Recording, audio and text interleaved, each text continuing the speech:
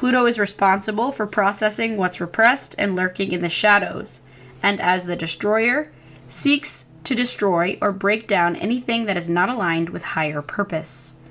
Both Pluto in Capricorn and Pluto in Aquarius are ruled by Saturn, but Aquarius is a very different Saturn, and is also influenced by its modern planetary ruler, Uranus, featured in a tight conjunction to this full moon. Capricorn is a feminine or yin earth sign of the nature of Saturn, representing the demonization of the divine feminine. Black Moon Lilith in Libra is also serving to highlight this, co-present with the South Node of Fate and Destiny in Libra. Pluto 29 degrees Capricorn brings up themes of trust, betrayal, gaslighting, and scapegoating, which can be seen in Capricorn's symbolism and animism. Capricorn is symbolized by the sea goat, a mythological creature with the body and head of a goat and tail of a fish, symbolizing the flowing connection between earth and water. It has deep ties to spirituality, and despite its detached, stoic, outward appearance, hides a deeply sensitive and intuitive nature. Capricorn energy is represented by the Devil card in Tarot, and the Devil was a fallen angel after all. Pan is a half-goat, half-god figure that has ties to the origins for the words panic and worry tied to anxiety. It might be well at this point to interpose something on the nature of fear. That it is a so-called primary affect or emotion has been stated by psychologists since Descartes and is still confirmed by physiologists and biologists specializing in animal behavior today. Canon has it as one of the 4 fundamental reactions that he investigated. Lauren regarded it as one of the 4 basic drive complexes. The traditional Western approach to fear is very negative in keeping with the attitudes of our ego. Fear, like many other affects in their image, is first of all regarded as a moral problem to be overcome with courage. As Emerson might say, or Tills, courage to be in an age of anxiety, fears to be met and managed by the hero on their path to maturity. An encounter with fear plays a major part in initiation ceremonies, because our culture's reflection upon the psyche is habitually moral. The psychological value of fear tends to be prejudiced, if not excluded or avoided from our perspectives altogether. So entrenched is the moral approach to psychological events that psychology has had to go to physiology and to the study of animals in order to find a path free of moralism. Although physiology recognizes the protective function of fear, the emotion of fear is generally regarded to be either an accompaniment of instinctive flight or fight patterns, or those same patterns blocked or retained, internalized within the organism. This inhibition of metric behavior, together with increased and prolonged excitation of the organism's parasympathetic nervous system and neural hormonal chemical activation, is what we call anxiety. Simply, there are 2 phases to panic: acted out in reaction to a stimulus and called fear, or held within with no known stimulus and called anxiety. Fear has a direct object, while anxiety appears to have none. Find where this full moon will affect you personally. Navigate to 24 degrees of the fixed signs in your natal chart, especially 24 degrees Taurus and Scorpio by direct contact, and also 24 degrees Aquarius and Leo by challenging square. The last quarter moon, 24 degrees Leo, 1 week after this full moon on November 22nd, 2024, wraps up Scorpio season with drama and intensity, especially considering it's the second of 2 back-to-back last quarter moons in Leo.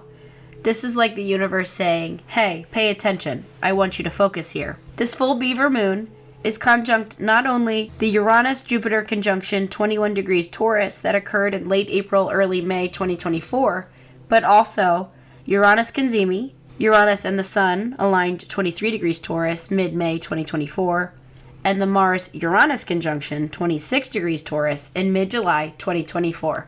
So it's bringing us back to all of those time periods for closure, and it's reactivating them. This full moon will shine a light on Taurus, especially 3rd decan Taurus themes: agriculture and farming, the food supply, the water supply, which will also be impacted with Saturn and Neptune, and in a couple months in January 2025, the North Node in Pisces. Access to and control over natural resources, money, banking and the economy, the emergence of new currencies. Assets. Taurus usually rules movable assets, but it will also include the real estate market and our homes, with Mars retrograde in Cancer upcoming in December. Scorpio is about shared resources, inherited wealth, family money, etc., and it includes taxes, debts, inheritances, the insurance market, trust funds. Trust funds do dry up. This could include BRICS and their new payment system. Scorpio is the sign of secrets, which could include secret or hidden money, money laundering, underhand or underground financial transactions, and people trying to control or manipulating others by misusing their wealth, status, or influence, such as P. Diddy. The third decan of Taurus is ruled by Venus and sub-ruled by Saturn, bestowing a strong Capricorn subflavor to its energy. Outside of a cardinal T-square involving the nodes of fate and destiny, Venus is relatively unaspected under the chart of this full moon, which is happening on Friday, November 15th, Friday being Venus Day, the day named after Venus, and situated 4 degrees Capricorn. Saturn. It's answering to ruling planetary body Saturn, stationing direct under this full moon, 12 degrees Pisces, under the influence of both Jupiter in Gemini and Neptune in Pisces. Taurus is one of the most stable and steady energies. Influenced by Venus, it is an energy that is wired to create and maintain peace and stability. As a fixed earth sign, Taurus prefers to keep things as they are, rather than rock the boat.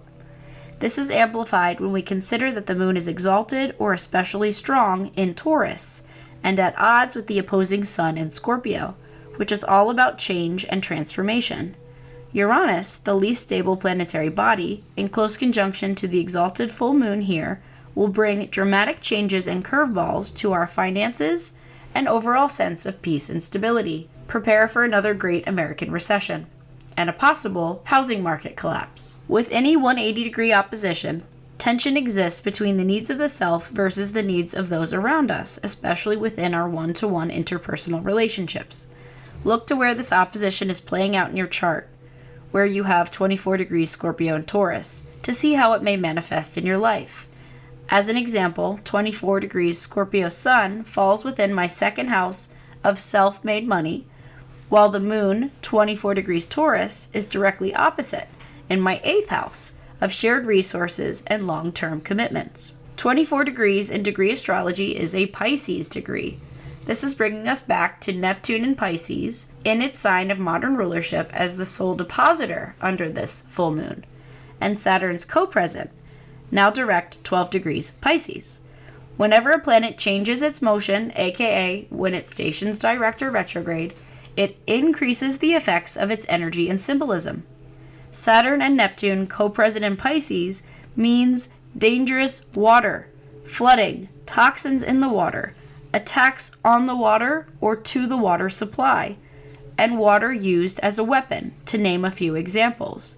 This could include dams collapsing, creating floods that ravage the landside. This began when Saturn first ingressed into Pisces in March 2023, joining Neptune, which was already there, bringing a new term, atmospheric rivers, to weather stations near you, and it will be amplified late 2024 into 2025, as the north node of fate and destiny closes in on Neptune in the late degrees of Pisces, and as Saturn, Neptune, and the north node of fate and destiny prepare for a triple conjunction on the cusp of Pisces and Aries in early 2025. The full moon, 24 degrees Taurus, is within a 1-degree orb of Uranus retrograde, currently 25 degrees Taurus, right on top of fixed demon star Algol. Algol sounds like alcohol, which is similar to alcohol. The word alcohol is actually believed to have come from the Arabic term algol, alcohol, which translates from body-eating spirit. It gives root to the origins for the English term ghoul, also sounding similar to Algol. In fact, fixed star Algol was named for the demon's head, referring to the Gorgon monster Medusa, literally translating from the ghoul. This could be why alcoholic drinks are called spirits and booze. Drinking alcohol is one of the fastest things one can do to lower your vibrational frequency, as it and other mind-altering substances have been used to keep human consciousness at a lowered state for thousands of years. Long story short, I recommend detoxing from alcohol and other mind-altering substances or using them sparingly and in moderation in the coming months and around the holidays. Algol is situated in the constellation Perseus, located within the constellation Taurus. It is an eclipsing binary variable star, meaning that it dims over the course of a few hours before re-brightening, a trick-or-treat that repeats every 2.87 days, which likely startled our ancient stargazing ancestors who predated the advent of the telescope and modern technology. Although Algol does not actually dim or re-brighten, it appears to from the naked eye. The apparent darkening and brightening of Algol inspired its origin stories, which tie Algol to trickster energy, intoxication, evil, suffering, bad luck, pain, death, tragedy, and ill omen. The ancient Greeks believed that Algol's blinking symbolized the winking eye of the snake-haired Gorgon Medusa, which is interesting because the star is situated in Medusa's head, carried in the left hand of Perseus within the constellation. Algol is placed directly over Medusa's third eye, in the center of her forehead, symbolizing her divine feminine intuitive power and clarity of sight, and the demonization of the feminine. According to legend, Medusa was originally a beautiful maiden who was punished for her good looks and vanity by a jealous Pallas Athena, who turned her lovely head of hair into vicious, hissing serpents. Medusa's appearance was believed to be so fearful as to cast any man who looked upon her to stone. She was therefore forever cursed. Once Perseus outsmarted Medusa by using her reflection against her, he beheaded her and used her head as a weapon, powerful enough to defeat the Kraken. Medusa became even more powerful in her death, and has since become a powerful symbol of transformation, feminine power, and magic itself. Although she was a monster, her head of snakes was believed to ward off evil, while simultaneously enhancing her intuitive and psychic abilities. The blood that dripped from Medusa's decapitated head was believed to give birth to new life in the form of scorpions, which later became a powerful symbol of transformation and of Scorpio energy. If you stand behind Medusa, you are believed to be protected, but if you stand in front of her, you will be petrified. Similarly, if you succumb to your fears and insecurities, you will be frozen in place, but if you have the courage to align with passion and purpose and to transform, you too can be reborn, stronger and more powerful than before. Similarly, ancient Hebrew astronomers called Algol Rosh HaSatan. Rosh Hashanah is a Jewish holiday celebrating the origin story of Adam and Eve. Rosh HaSatan translates from Satan's head, and they believed it had ties to Lilith, Adam's first wife, who refused to submit to a life of servitude to man, and was instead banished and cast out from society as an evil harlot or demon. Medusa and Algol are therefore believed to represent the patriarchy's suppression of divine feminine power over the past thousands of years, much like Black Moon Lilith does in astrology, representing our patterns of self-disempowerment. Algol therefore has ties to decapitation, so you're advised to stay grounded and to keep your cool. Do not allow any underlying emotions, especially anger and resentment, to cause you to lose your head, literally or metaphorically. People with personal placements within a 2-degree orb of Algol tend to have distinctive facial features, facial hair, or long, beautiful hair for females. Their nose, ears, or smile may be large or stand out in some profound way. Taurus is tied to the thyroid gland, neck, vocal cords, and throat, so watch for illnesses affecting these areas and for flare-ups here. I find this ironic, as I am recording this as a voiceover for the first time due to being profoundly sick with an illness affecting my throat, vocal cords, and lungs. Scorpio is tied to our eliminatory and reproductive systems, so look out for flare-ups in these body systems, especially concerning the urinary tract, prostate, anus, and reproductive organs. I'm getting a channeled message about urinary incontinence, which is related to Scorpio energy and our eliminatory systems. There are a lot of infections going around right now. Coughing can cause urine leakage due to a condition called stress incontinence, which occurs when activities like laughing, coughing, or sneezing put pressure or stress onto the bladder, causing urine to leak. It is seen commonly in women just after childbirth, with smoking, chronic constipation, and people who are overweight, and with chronic coughing conditions like asthma. I'm hearing better out than in when it comes to productive coughs this cough and flu season, too. Congratulations, you've made it to the patterns and aspects part of the video. The moon is the most aspected planetary body in the chart of the full moon, amplifying the effects of this full moon even further. Venus is the ruling planet for the exalted moon in Taurus, and is relatively unaspected, 4 degrees Capricorn, answering to Saturn in Pisces in the chart of the full moon. Saturn in Pisces answers to Jupiter in Gemini in mutual reception with Mercury in Sagittarius, and also answers to Neptune in Pisces, bringing us back to those energies. Sun conjunct the part of fortune in Scorpio. Moon conjunct Uranus in Taurus on Algol. We have a mutable T-square formed between the opposition occurring between Mercury in Sagittarius and Jupiter in Gemini, who are in mutual reception and at a loosely building opposition.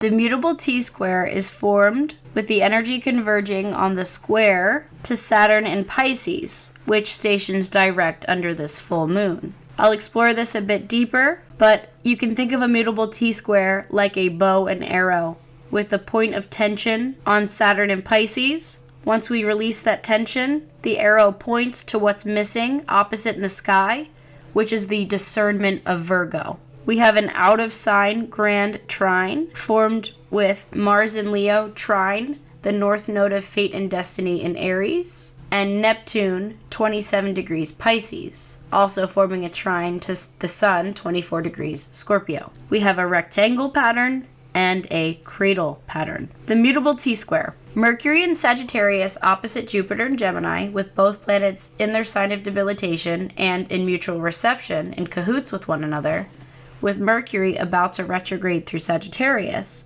bringing us all the way back to December 2022. Jupiter in Gemini can be a bit scattered. It's too quick, feels shifty, and can be really unfocused. It's like an octopus being pulled in 8 very different directions, which can be energetically overwhelming when there's a lack of grounding. It struggles to see the forest through the trees. Jupiter in Gemini can be myopic, only focused on what's immediately in front of it, and it can get easily distracted by what we astrologers call shiny object syndrome. Watch for multitasking, which is actually a myth. We can only really do one thing with 100% focus at a time. Jupiter in Gemini is tech-savvy, enterprising, and very good at marketing. It's a jack of all trades placement with eccentric or diverse knowledge. It might be very good at trivia, knowing a little about a lot of topics, has a great sense of humor, and is great at relating with others. However, it needs to learn how to communicate deeper feelings, as it can tend to be a bit shallow. These planets at mutual reception and opposition indicates that two opposite things can both be true. Two seemingly opposite realities will collide. Similar to dialectal behavior therapy, which is based on working with opposites and polarized thinking, this polarization is really playing out in the media and on social media. Here in the USA, things have never felt more divided and polarized. What's interesting to note is what's on the astrological forecast for 2025 and 2026, which bring Uranus in Gemini and Neptune in Aries. Uranus in Gemini historically brings U.S. involvement in major wars, and during the American Civil War, Uranus was in Gemini and Neptune was in Aries. We could very well be headed for another civil war in the U.S. Irreconcilable opposites and differences could also be resolved. We will be dealing with these energies for the rest of the year, and Mercury will enjoy an extended stay in Jupiter's sign due to the upcoming Mercury retrograde through Sagittarius, which will be all about freedom of speech, movement, and expression. Collectively, we will feel a stronger pull to broaden our intellect, expand our existing knowledge base, and question pre-existing worldviews and beliefs.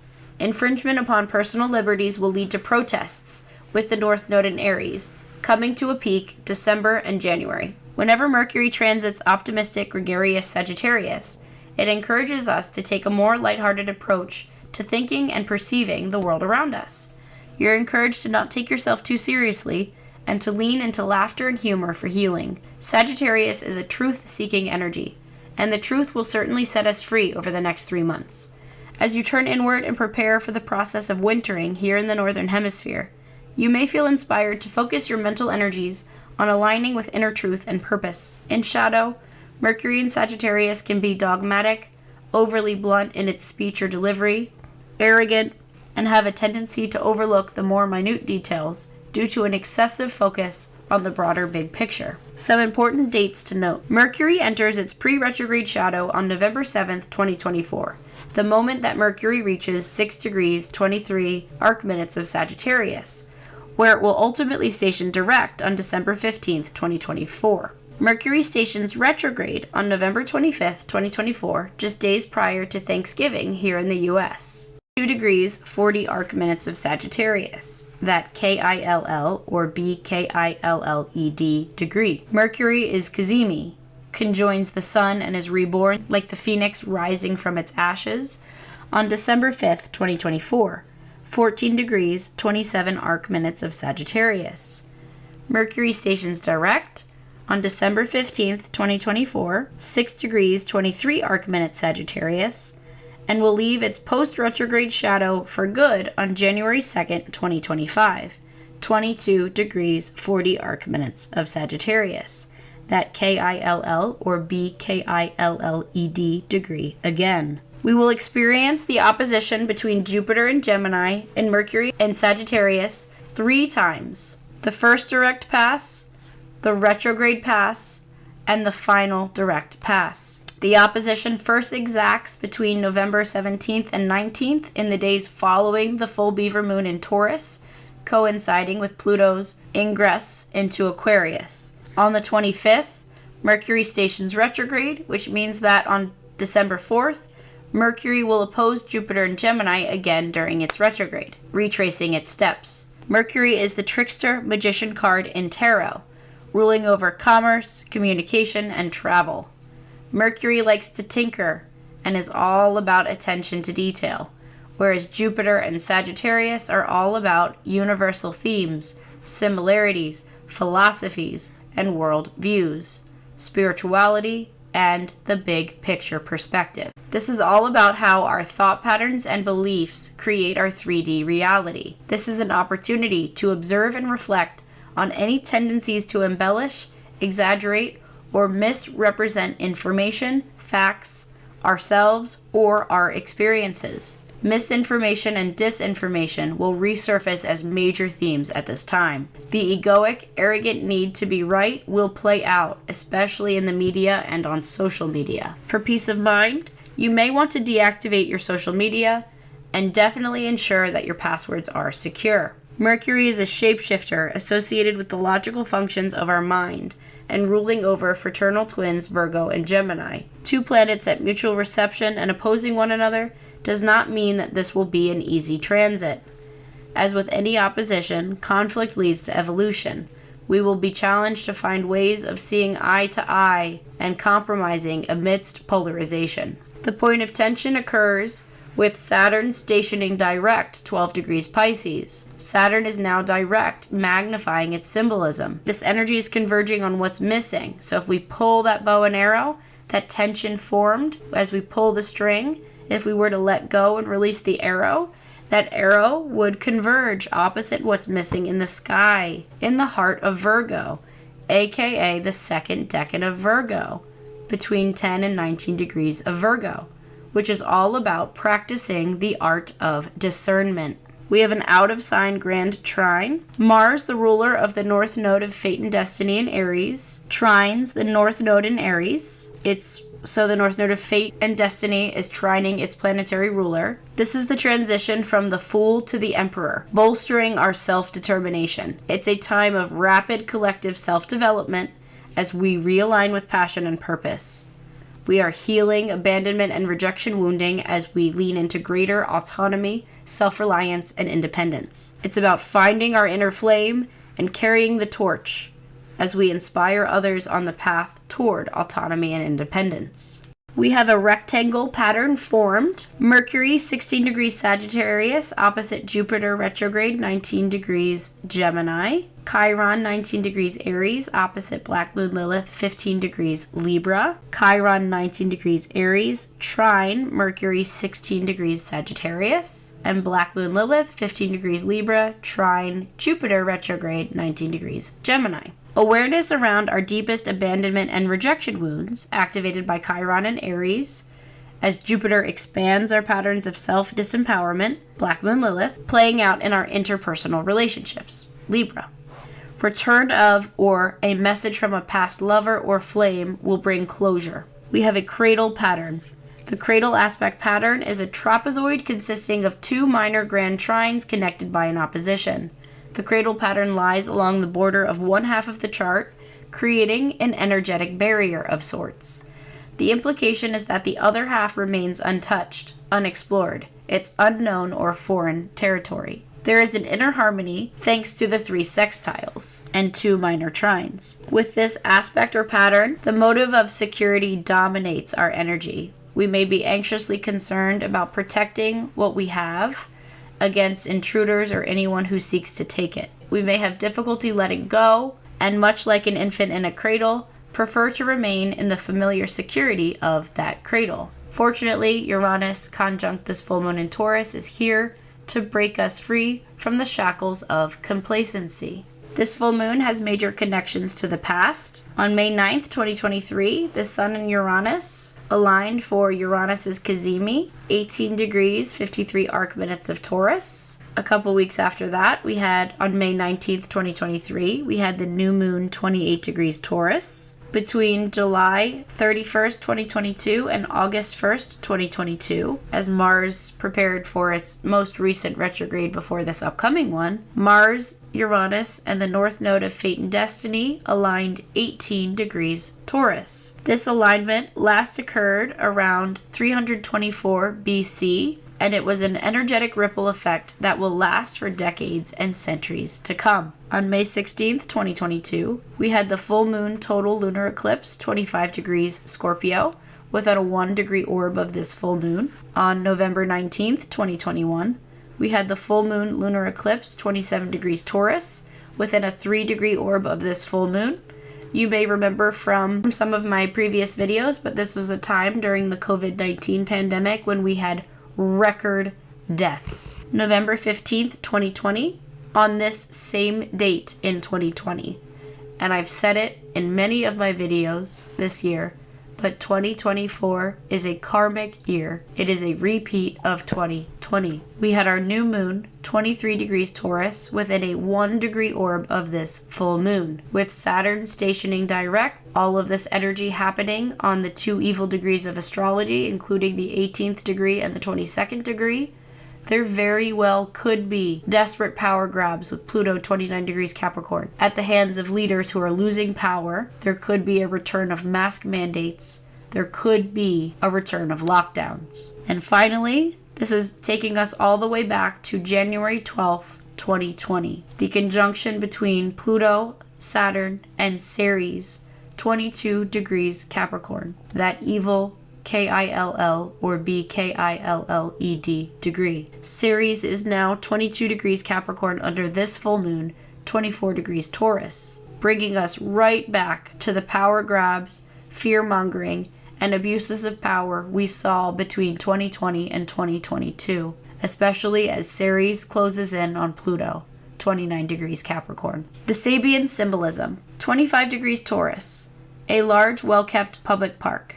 Keyword, recreation. Theme, group work. The symbol speaks to a division of labor and to the benefits to be gained by working with others in a common group endeavor. The image of a large, well-kept public park describes a community gathering place, and it dramatizes the fact that there are some things in life that an individual cannot accomplish by themselves, or that require cooperative effort to establish and maintain.